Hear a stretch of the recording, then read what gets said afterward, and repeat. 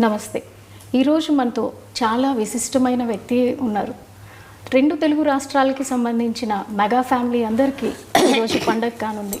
ఆవిడెవరో కాదు, ముద్దుగా అందరూ అంజనమ్మ అని పిలుచుకునే మన చిరంజీవి గారి తల్లిగారైన అంజనాదేవి గారు. అమ్మ నమస్తే. నమస్తే అండి. అమ్మ సినీ కళామ తల్లికి 3 స్టార్స్ని ఇచ్చారు. అదేవిధంగా 6 మళ్ళీ యువతరాన్ని ఇచ్చారు. సో ఇప్పుడు మనం పవన్ కళ్యాణ్ గారు డిప్యూటీ సీఎంగా బాధ్యతలు తీసుకొని 100 రోజులు గడుస్తూ ఉంది. సో దీని మీద మీ మనోభావాలు చెప్పండి. ఎలా ఫీల్ అవుతున్నారు? ఎంత కష్టపడ్డాడు అంత వాడికి సుఖం వచ్చింది పాపం.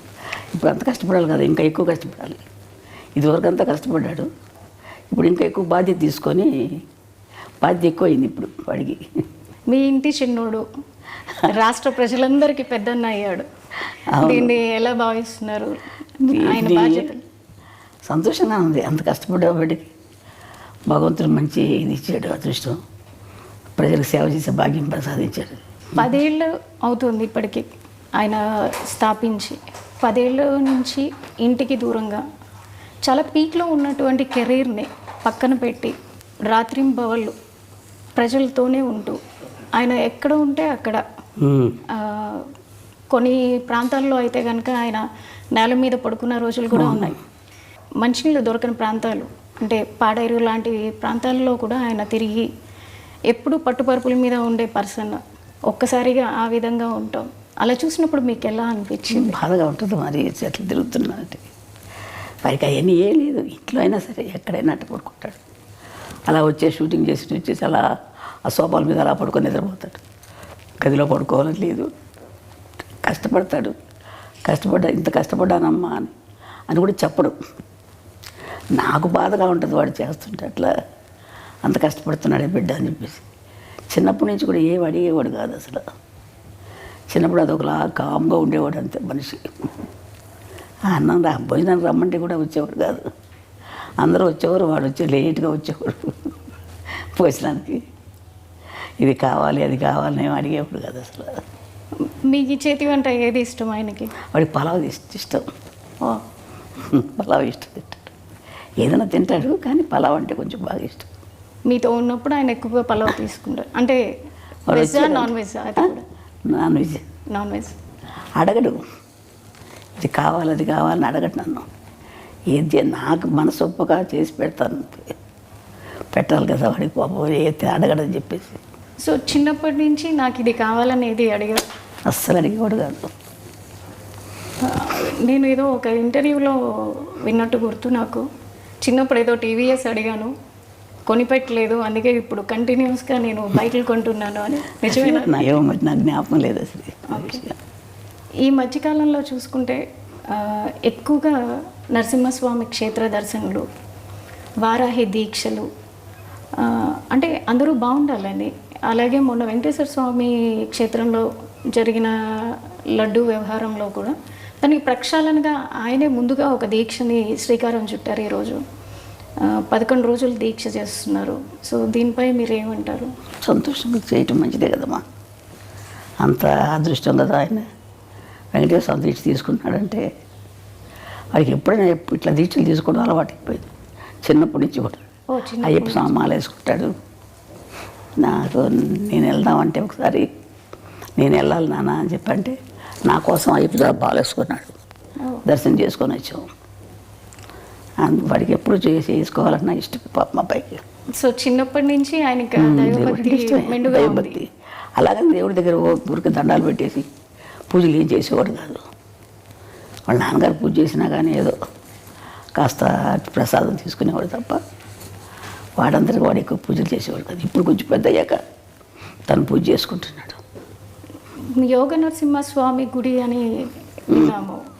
పవన్ గారి అన్నప్రశ్న కూడా అక్కడే జరిగిందని. అక్కడే జరిగింది. దానికి సంబంధించి వివరాలు చెప్తారా? మేము తిరుపతి దర్శనానికి వెళ్ళాం. నేను మా వారు మిగతా పిల్లలందరూ తీసుకొని వెళ్ళాను. వెళ్తే అప్పుడు 6 నెలలు కరెక్ట్గా జరిగింది. ఆ రోజుకి వచ్చింది. 6 నెలలు వచ్చింది కదా, ఇక్కడే అన్నప్రాసన చేసేద్దాం అనిపించింది నాకు మనసులో. ఆయన దగ్గర ఎప్పుడూ ఒక కత్తి ఉంటుంది.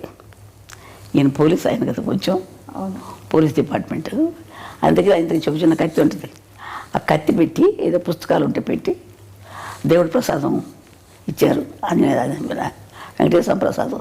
ఆ ప్రసాదం పెట్టి అక్కడే యోగనరసింహస్వామి దగ్గర పడుకోబెట్టేసి చేశాను. చూసి పడుకోబెట్టి ఇక్కడే చేసేద్దామంటే అని అన్నాను ఆయనతోటి, మా వారితోటి. ఇంకా అంతకంటే అదృష్టం ఏముందిలే అని చెప్పి వాళ్ళకి చేశాను. చేస్తే ఆయన కత్తి పుట్టుకున్నాడు. తర్వాత పెన్ తీసుకున్నాడు. ఓకే, అంతే. సో దాన్ని ఎలా చూస్తారు మీరు? కత్తి పట్టుకున్నవారు కాబట్టి దాన్ని మీరు ఎలా భావించారు ఆ రోజున? ఏం భావించాను, చాలా కోపంతో వచ్చిపోతాడు పిల్లడు, ఏదో ప్రజలకి ఏదో చేస్తాడని చెప్పి అనుకున్నాను నేను. అంటే అప్పుడే ఊహించారు మీరు? ఊహించాను, ఏదో చేస్తున్నాడు, కత్తి పట్టుకున్నాడు, ఏదో చేస్తాడు అనుకున్నాను. మరి పెన్ను పట్టుకున్న దానికి ఏమనుకున్నారు? అది చదువు తక్కువే వస్తుంది అనుకున్నాను. పెన్ను పట్టుకు వెనక రెండోసారి కదా చదువు. ఇది కష్టపడి పని చేస్తాడు, ప్రజల కోసం చేస్తాడు, ఏదైనా చేస్తాడు అనుకునేదని. కోపంగా అందరినీ రక్షించడానికి చేస్తాడు అనుకున్నాను. అంటే వాళ్ళ నాన్నగారు బాగా తిరుగుతారండి, ఆయన కూడా పోలీస్ డిపార్ట్మెంట్ కదా, ఆయన బుద్ధులన్నీ ఉన్నాయి ఆయనకి, ఆయన గుణాలే ఉన్నాయి ఈయన కూడా. కొంచెం తిరగటం, కోపం అన్నీ ఉన్నాయి. ఆయన కూడా అట్లా తిరిగేవారు. ఆయన ప్రభావం ఆయన మీద చిన్నప్పటి నుంచి ఉండేదా? చిన్నప్పటి నుంచి వాళ్ళ నాన్నగారితో బాగా ఎక్కువ ఉండేవాడు. అటాచ్మెంట్ ఎక్కువ. లాస్ట్ కదా వాళ్ళ నాన్నగారు లాగా ఉంటాడు, బుద్ధిగా. ఎక్కువ తిండి గురించి కానీ ఎక్కువ మాట్లాడు, మితంగా మాట్లాడతాడు, మితభాషి. అందుకని వాళ్ళ నాన్నకి ఇష్టం ఎక్కువ కంటే ఎక్కువ. అంటే అలాగని వాడి మీద లేకుండా లేదు, వీడు కొంచెం కామ్గా ఉంటాడు ఇంట్లో కూడా, ఎవరితో ఎక్కువ మాట్లాడేవాడు కాదు. మాట్లాడితే మా చిన్న అమ్మాయి, లాస్ట్ అమ్మాయి కొంచెం దగ్గర, అందుకని దాంతో మాట్లాడేవాడు ఎక్కువ. చిన్నప్పటి నుంచి పవన్ కళ్యాణ్ గారు పుస్తకాలు ఎక్కువగా చదువుతూ ఉండేవాళ్ళ? ఎక్కువ స్కూల్కి వెళ్ళేది ఒక లేదు. కొంచెం ఇంటర్మీడియట్ 10th క్లాస్కి 8th క్లాస్కి వచ్చేటప్పుడు వాళ్ళ అన్నయ్య క్లాస్ మేము లైబ్రరీ ఉంటే, బుక్స్ లైబ్రరీ, ఆ బుక్స్ చదువుకుంటూ ఉండేవాడు, ఎక్కువ చదివేవాడు. ఎందుకు ఎక్కడికి వెళ్తే చదువుతున్నానమ్మా అనుకునేవాడు, అనేవాడు అంతే. ఆ తర్వాత పెద్దయ్యాక కూడా అదే బుక్స్ అదే చదువుతాను, అదే అలవాటు వచ్చేసింది. ఇప్పటికి కూడా పుస్తకాలు ఇంట్లో పెట్టుకొని, చాలా పెద్ద పెద్ద పుస్తకాలు. వాళ్ళ నాన్నగారు కొంచెం చదివేవారు పుస్తకాలు, అవి వాళ్ళ నాన్నయ్య అలవాటు అయిపోయి బాగా అయ్యి అది ఎక్కువ చదువుతూ ఉంటాడు.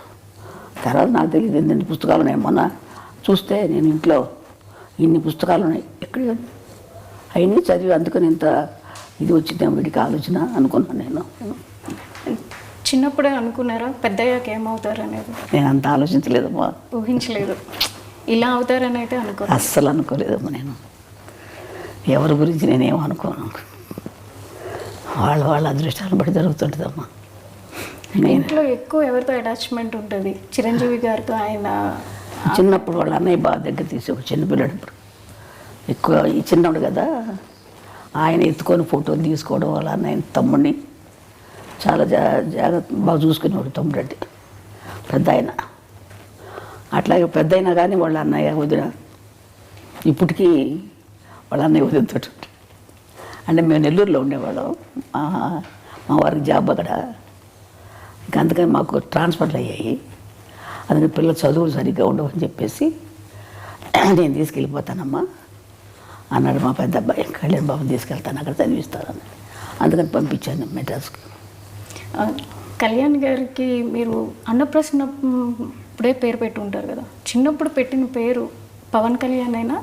లేదు, కళ్యాణ్ కుమార్ అని పెట్టాం, శ్రీ కళ్యాణ్ కుమార్ అని పెట్టాం. ఆ తర్వాత పవన్ అని ఎవరో పెట్టారంట, నాకు తెలియదు అది.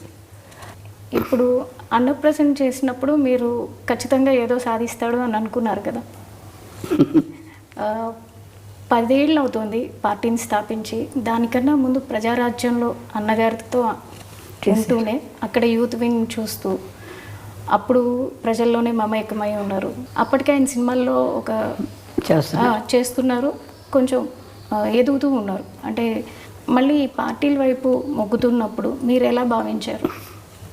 నాకు ఎందుకు ఈ పార్టీలు మనకి సినిమాల్లో చేసుకుంటే బాగుంటుంది కదా అనిపించింది నాకు. అనిపించిన తర్వాత వాడి ఇష్టం, మనం ఏం చెప్పగలం. అవి చేస్తానమ్మా, ఇది చేస్తానని. సో మీరు వాదించారా అప్పట్లో? వాదించలేదు, నేను ఎక్కువ వాదించను అసలు. వాడి ఇష్టం, వాళ్ళు పెద్దవాళ్ళు అయిపోయారు, వాళ్ళ ఆలోచనలు వాళ్ళకు ఉంటాయి కదా.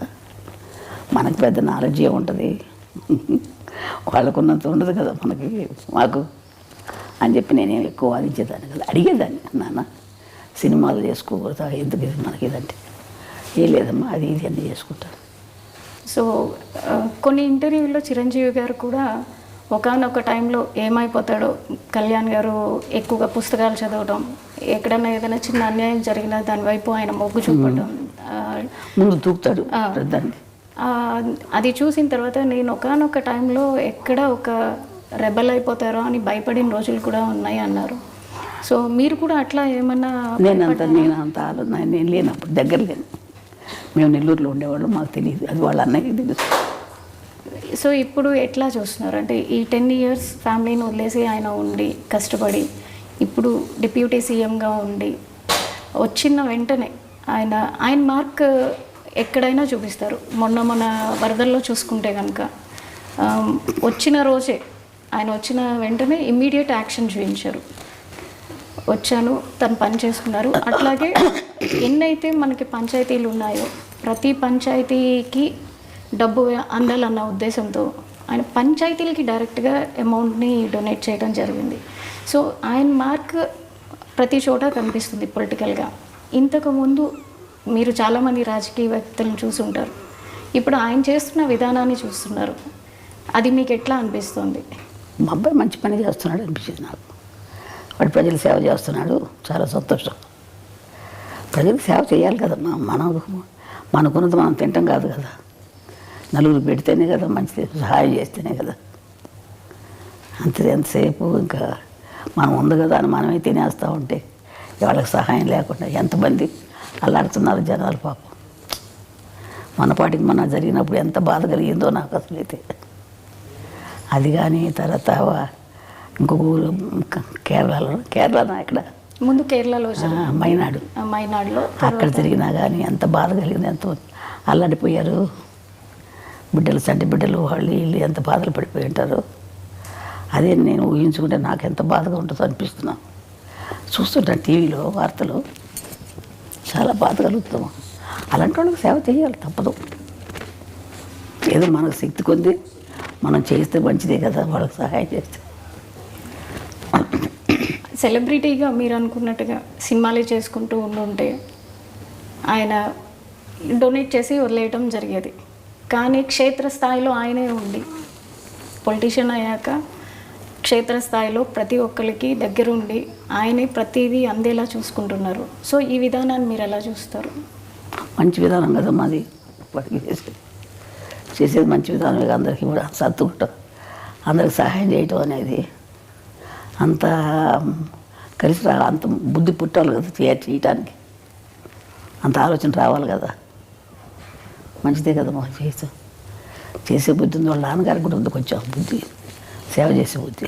కళ్యాణ్ గారి ప్రస్థానం చూసుకుంటే అటు కెరీర్ వైజ్ కానీ ఇటు పొలిటికల్గా కానీ ఆయన మీద వాళ్ళ తండ్రి గారి ప్రభావం ఎక్కువ ఉందనుకుంటున్నారా, లేదా ఇంకెవరైనా ప్రేరేపణ ఉంది అని? ఇంకేం లేదు, వాళ్ళ నాన్నగారి ప్రభావం ఎక్కువ ఉంది. ఆయన ఇట్లాగే దాన ధర్మాలు చేసి సహాయం చేసేవారు, అందరికీ చేసేవారు. అదే బుద్ధి ఈయనకి కూడా వచ్చింది కొంచెం. అంటే అందరికి ముగ్గురికి ఉంది కొంచెం. ఈయన ఎక్కువ రాజకీయాలు ఉండబట్టి ఎక్కువగా కలిసేసుకుంటాడు. సినిమా ఫీల్డ్లో ఉండగా కూడా అందరికీ సహాయం చేసేవాడు, సినిమాలు యాక్ట్ చేసేటప్పుడు కూడా. ఇప్పుడు మీరు డిప్యూటీ సీఎంగా మీ అబ్బాయిని చూస్తున్నారు, తర్వాత నెక్స్ట్ ఇంకేమన్నా ఎదగాలని అనుకుంటున్నారా? ఏ స్థాయిలో మీ అబ్బాయిని చూడాలనుకుంటున్నారు? నేను అంత ఆశ లేదమ్మా నాకు, నేను అంత ఆశపడలేదు, అంత ఆలోచించలేదు. దేవుడు ఎలా చేస్తారో జరుగుతుంది అంతే. అంటే నేషనల్ వైడ్గా కూడా ఆయన మార్క్ పొలిటీషియన్గా మిగతా పొలిటీషియన్తో కంపేర్ చేసుకుంటే కనుక కళ్యాణ్ బాబు గారు వెళ్తున్న విధానం కావచ్చు, అటు డివోషనల్గా కావచ్చు, బీజేపీతో అలయన్స్ అవటం వల్ల కావచ్చు, ప్రతి ఒక్కరిలోనూ ఒక చైతన్యం వస్తుంది. సో ఆయన నేషనల్ లీడర్గా ఎదగాలని మీరు కూడా అందరితో పాటు ఆశిస్తున్నారు అనుకుంటా. వాడు ఇప్పుడు అనుకోలేదు కదా ఇలా డిప్యూటీ సీఎం అవుతాడు, అదే అలా జరుగుతుంది, ఆటోమేటిక్గా అవి జరుగుతాయి అట్లా. అంతే కదా, మనం ఆలోచించేది కొద్దిగా జరగవు కదా. దేవుడు ఎట్లా చేసుకుంటారు, భగవంతుడు ఎట్లా చేస్తాడు అట్లా చెప్తాడు. పవన్ కళ్యాణ్ గారు వారి తండ్రి గారైన వెంకట్రావు గారి నుంచి చాలా వరకు ఆయన బుద్ధులే క్యారీ ఫార్వర్డ్ అయినాయి అని మీరు చెప్పారు. అదేవిధంగా ఆయన వెళ్ళే పద్ధతిలోనే కళ్యాణ్ గారు కూడా ఎక్కువగా వెళ్తూ ఉంటారు. కళ్యాణ్ గారికి చిన్నప్పుడు వారి తండ్రితో ఏ విధమైనటువంటి బాండింగ్ ఉండేది? ఎక్కువ ఆయనతోటి బాగానే ఉండేవాడు. చిన్నప్పుడు కొంచెం పట్టుదల ఎక్కువ అయింది పిల్లడికి. ఏదైనా సరే నాకు ఇది కావాలంటే కావాలంతే, చెయ్యాలనుకుంటే చేస్తాడు. ఆ పట్టుదల ఉంది. ఒకసారి మా అమ్మగారు ఊరు మా మొగల్తూరు, వెస్ట్ గోదావరి మొగల్తూరుకి ఆయన నేను తీసుకెళ్తానని చెప్పి ఆయన వెళ్తున్నారు మా అమ్మ వాళ్ళ ఇంటికి. వెళ్తుంటే ఈయనకి రమ్మని చెప్పారు. అందరం వెళ్దాం అనుకుంటే ఆ రోజు ఇంకెందుకులే ఇప్పుడు వెళ్తాం అని చెప్పేసి మానుకోవాల్సి వచ్చింది. ఏదో కొంచెం కారణాల వల్ల మానుకున్నా. అంటే కాదు నాన్న, వెళ్ళాల్సిందే అని చెప్పి పట్టుబట్టాడు. చెప్తుంటే వినేవాడు కాదు, మొండికి ఎత్తేసేవాడు. చెల్లాలి తప్పదు నాన్న, తీసుకెళ్తాను. వద్దురా నాన్న, తర్వాత వెళ్దాం మనం అంటే ఇన్నే వచ్చి అమ్మ కొట్టారు. కొట్టిన తర్వాత అప్పుడు మానేశాడు. పట్టుదల ఎక్కువ చిన్నప్పటి నుంచి కూడా. ఇది చెయ్యాలంటే చేసేసేవాడు అంతే.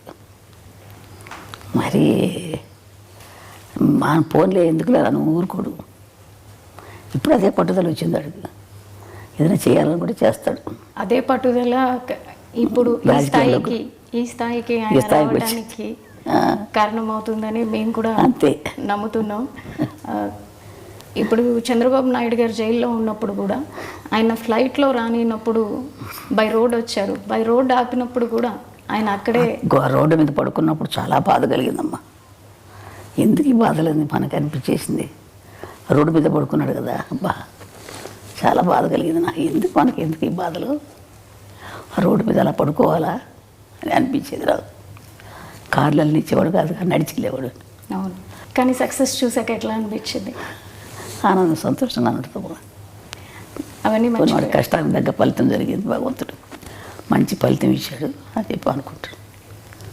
వాడు కష్టపడ్డాడు, మంచి జీవితం ఇచ్చారు. వాడు ఇప్పుడు ఇంకా ఎక్కువ కష్టం ఇచ్చాడు. అప్పుడు కంటే ఎక్కువ కష్టం, ఎక్కువ బాధ్యతే కదా. మీరు ఇంకా పవన్ కళ్యాణ్ గారు ఉన్నత శిఖరాలకి వెళ్ళాలని కోరుకుంటున్నారు కదా. ఎవరికైనా ఏ తల్లిదైనా మంచి వృద్ధిలోకి రావాలని ఉంటుంది కదమ్మా. ఏ తల్లిదండ్రులైనా కోరుకుంటారు కదా బిడ్డలు మంచి వృద్ధిలోకి రావాలని. అదేవిధంగా నాకు కూడా ఉంది, బిడ్డలు మంచి వృద్ధిలోకి రావాలి, బాగుండాలని. అదే నేను కూడా కోరుకుంటాను ఆ విధంగా నేను.